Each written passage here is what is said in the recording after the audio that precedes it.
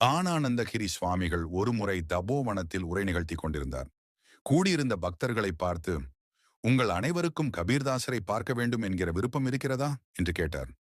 ஆமாம் சாமி, கபீரை தரிசிக்க விரும்புகிறோம் என்றனர். அப்போது அங்கே ஒரு மூலையில் அடக்கமாக அமர்ந்து ராமநாமம் ஜபித்துக் கொண்டிருந்த யோகி ராம் சுரத்குமாரை அடையாளம் காட்டி, இதோ இவர்தான் கபீர்தாசர், அவரே இவர் என்பதற்கும் இவரே அவர் என்பதற்கும் நிறைய ஒற்றுமைகள் இருக்கின்றன. இருவரும் கங்கை கரையில் பிறந்தவர்கள். இளமை காலத்தில் கபீர் எப்படி ஆன்மீக தாகத்தை தேடி கங்கை உட்பட பல இடங்களில் அலைந்தாரோ, அதுபோல் ராம் சுரத்குமாரும் பல இடங்களில் தன்னை தொலைத்தவர். இருவருக்கும் ராம மந்திரம்தான் உபதேசமாக கிடைத்தது.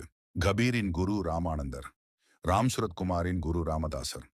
மேலும் இப்படி ஒரு சில ஒற்றுமைகளை ஞானானந்த கிரி சுவாமிகள் எடுத்துச் சொல்ல, ஒட்டுமொத்த கூட்டமும் பரவசப்பட்டு யோகி ராம் சுரத்குமாரை தேடி அவரது திருப்பாதம் பணிந்து வணங்கினார்கள்.